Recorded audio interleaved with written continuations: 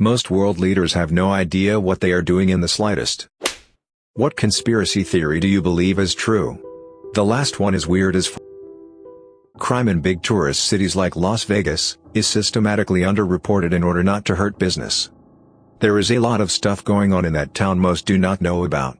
The Mormon Church owns interests in most of the Strip now, the Mafia runs the garbage collection services still, yes there are problems buried in the desert.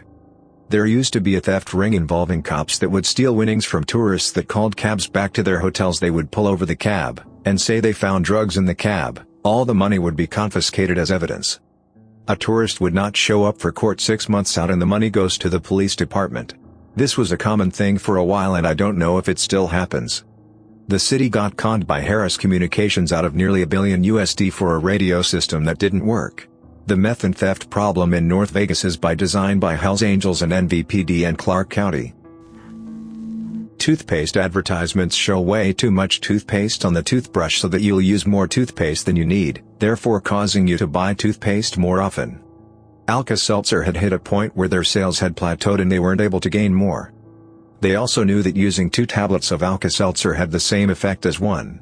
So, they came up with the slogan Plop, Plop, Alka-Seltzer and showed 2 tablets being dissolved in a glass in the commercials. Their sales doubled overnight. Every so often, big sock companies make subtle changes to their design, so that when you buy new socks, they'll never match your old ones. Also, I can't find generic white/black socks for my kids. They all look different from each other. Big packs comes with 5 different patterns for each pair. It's completely ridiculous, so they often get to rock the socks at school. The only way to fight them is buying a few dozen at a time and replace them all at once. There's no new socks and old socks, just all the socks of one brand and style that all match. Flat Earth websites were started as a practice arena for online manipulation. If they were able to convince people of such an absurdity, then people could be convinced of anything. And, once convinced, they will propagate the lie for you. This is called Project Mockingbird. CIA was tasked with spreading misinformation to manipulate what people would believe to be the truth. This was the 1950s. Nothing has really changed. The Chinese government is severely downplaying the amount of confirmed cases of coronavirus infections, as well as the spread and intensity. Why? They've done it before. It's probably a simple matter of saving face so they don't look bad. The city where the virus started is currently in complete lockdown. No one in or out. Do you know how many people live in that city? 11 million people. New York City has about 9 million for comparison. Biggest quarantine in history. You think only 25 people have died in that city? That the government hypes up the most ridiculous conspiracy theories to divert attention. They did it with UFOs and coining conspiracy theory. I feel this happened with 9/11. You had people claiming the planes weren't real and other nonsense distracting from the real questions about Saudi Arabia's involvement in their sponsorship of Al-Qaeda to get the US involved in the Middle East again. The whole thing was by definition a conspiracy, but if you called it that or brought it up you would be lumped in with those crazy conspiracy theorists with the added stigma of being unpatriotic for questioning the official narrative. Vapes were invented to ensure the next generation got addicted to nicotine. The future of cigarettes looked bleak as more smokers were giving up and fewer new people, teenagers and children especially, were taking up smoking. There was no need for a new product to help people quit, they were quitting just fine already. But suddenly a new nicotine-based product shows up that can make the perfect smoke for cool tricks and has flavors like candy floss. Profit margins are looking good again and the next generation of lifelong nicotine addicts is assured. We know they were invented to help get people off cigarettes. We know because the inventor of the modern vape is a relatively middle-class dude in China who made it to help his dad stop smoking. He never got terribly rich from it, making his involvement in a conspiracy unlikely. Now after the invention, are vapes being used to purposefully addict another generation to nicotine? Well, that's not really a secret conspiracy, given that Juul is literally owned by a tobacco company, now is it? Though I would still say it's a conspiracy because pretty sure the tobacco people would deny it to the end of their days. It's my understanding a conspiracy is a secret plan that is unlawful or harmful. People say it can't be a conspiracy because the government is against vaping. The government does not have to be in on the conspiracy. That Camel cigarette ad aimed at children also got banned, right? It is possible to have a conspiracy the government isn't involved with. We also don't all have the same government. I'm from the UK. Britney Spears is held captive by her dad's legal hold on her mental stability. He's conservator of her estate and has full oversight of her career. He has full financial control of her life. Her dad brought her back from mental instability though. She was losing it and going to ruin her career and life, and he got control and got her back on track, and of course he needed to have authority over her to do so. High art galleries are just a way for organized crime to launder money through high-priced art pieces and charitable donations. That's the reason you see pieces like two solid colored canvases side by side make $43 million. Tax laws are stupid in many ways. Art is one of them. Accurately appraising the value of art, particular abstract of modern art, is effectively impossible because there will always be disagreements. So, the value that a piece is most recently sold for is usually used. If a single artist has a portfolio of similar works, then after a piece is sold the other similar pieces can be appropriately reappraised at an updated value based upon that sale. So the way this scam works is that a group of wealthy people get together and decide on an artist. One buy a piece for, say, $1,000. Displays it. Waits. A few months later, another buys another piece for $10,000, well above asking price. Displays it. Waits. Next one buys a piece for $50,000, again well above the current asking price, even taking into account the sudden meteoric rise in popularity. This can continue, with more steps and sometimes with slightly smaller gaps, even for a few years. Finally, at the end of all of this, each person in the chain donates their painting and writes the value of the piece off as a charitable donation to avoid paying taxes. And, here's the beauty, the number they use is based upon the current value, which is appraised based upon the purchase price of their wealthy friend who's in on it for a different painting, not the price they actually paid. So these wealthy people end up being able to write off thousands or hundreds of thousands of dollars in donations despite only actually paying a fraction of that. Artists hate this, but can't really say no to it because the two options are to either get unjustifiably famous and make some extra money or get blacklisted from galleries. Basically there's no way to have a middle ground.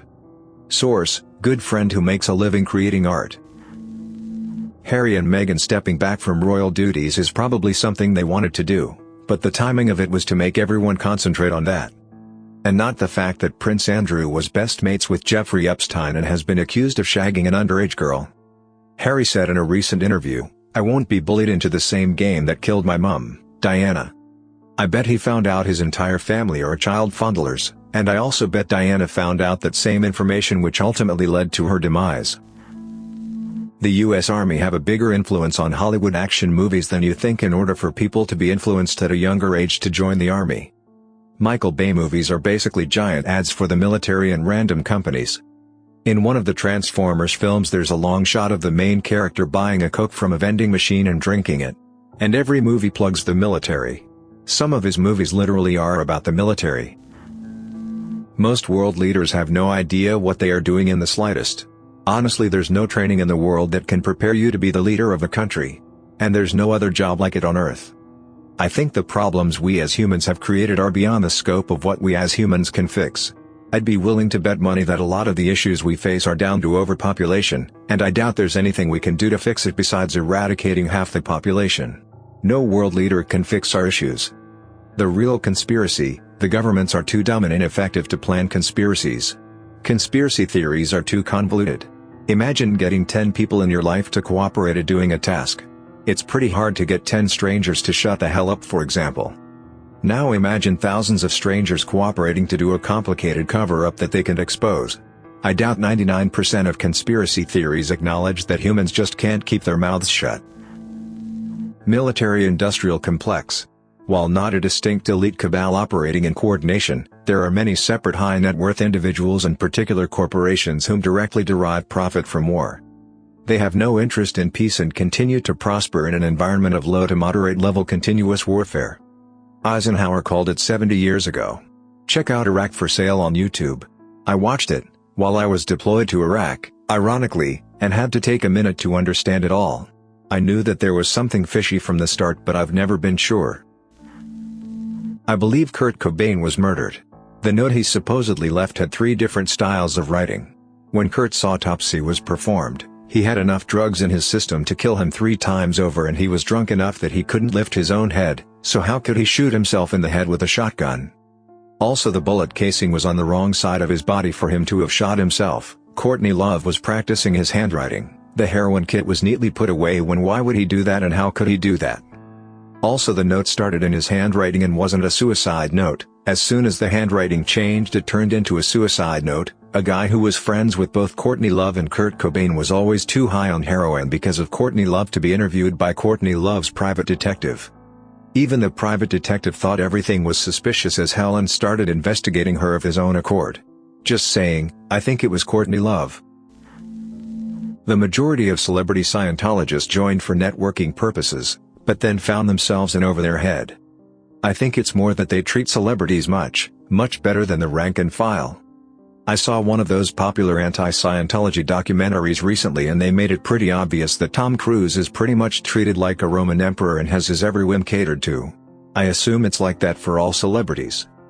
Besides, Scientology keeps records of their auditing sessions and can blackmail them with anything in it. There's a rumor that Travolta would like to leave the church but they've got him on tape admitting to having sex with guys and are using it to blackmail him. Conspiracy theories are actually deliberately diffused to keep the people busy thinking about stupid conspiracy theories rather than thinking about what is actually going on. And 1 in 10 conspiracies are true. They make and distribute conspiracy theories as a way to discredit people. Apple actually does this in the sense that they convolute the leaks market with fakes and useless patents. The US government might not have completely orchestrated 9/11, but I absolutely believe it was catalyzed and allowed to happen. Everything that followed was way too convenient for it to be an accident, from the oil money we got out of it, to the forever war we've put ourselves into. War is the single greatest thing for an economy. Avril Lavigne incorporated her name and sold the rights to an imposter so she could retire. The conspiracy is that is the imposter and the real Avril Lavigne quit years ago. Television networks got some kind of incentive to create tons of shows glorifying work in the medical profession. George Clooney almost single-handedly inspired thousands and thousands of people to get their nursing degree. I believe they did this because there was a seriously critical lack of healthcare professionals prior to the explosive increase in medical dramas and even comedies. I base this on zero research, just simple observation. Facebook is data mining and listening to us through the microphones on our phones. I swear to God, sometimes I'll just think about something and 5 minutes later, it's being advertised on my newsfeed. Every single person I know has said the same thing. They will mention something in passing and next time they check Facebook, there it is. I have heard stories about people having a TV show on in the background where somebody is speaking a different language and their targeted ads suddenly start appearing in Spanish or German or what have you. There is no secret society, just peer groups of power. The most powerful people have powerful friends. They go to the same venues, they can afford to anyway, and have the same interests. The conspiracy goes no deeper than friendship as an abstract concept, and so long as powerful people have friends they will have de facto cabals. So long as rich people love their kids there will be de facto dynasties. The catch is, all the people of power are just as smart as you and me, for the most part. Nobody deserves this power more than others. Most of the people with the power to do harm are blind to how much harm they do because they're just as broken and flawed as we are and just as motivated to not see themselves as the bad guy. They take credit when things are good because it feels good to be good. They pass the buck when things are bad because they both don't want to see themselves as bad. It's all an accident caused by humans being human. That we were developed as slaves by people from another planet to mine gold for them. They need it for their electronics. They have been manipulating everything from terrorist attacks to global warming as distractions and to incite fear to push us towards a one-world government so someone can profit from our labor but with greater control.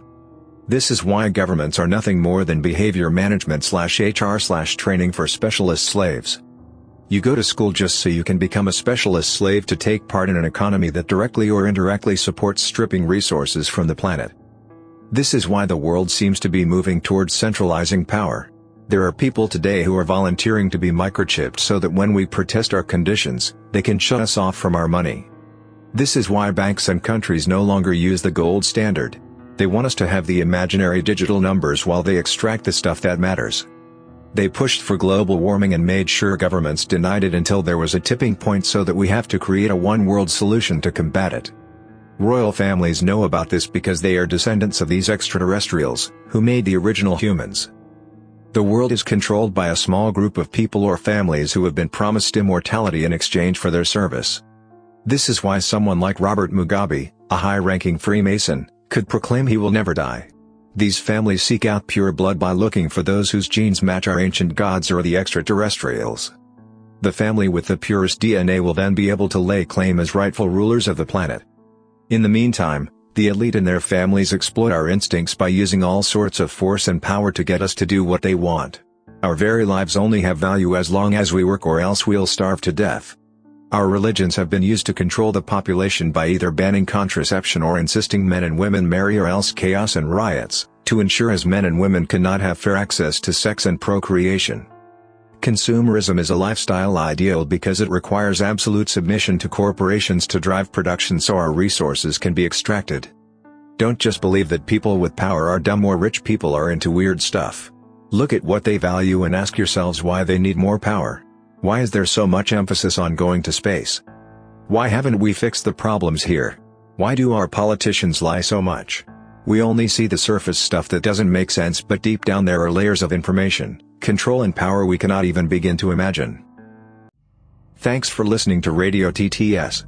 Hit the subscribe button and activate the notification bell for more videos. Click the right box for the conspiracy playlist. Let us know in the comments what you think about these theories. Share your own conspiracy theories in the comments below.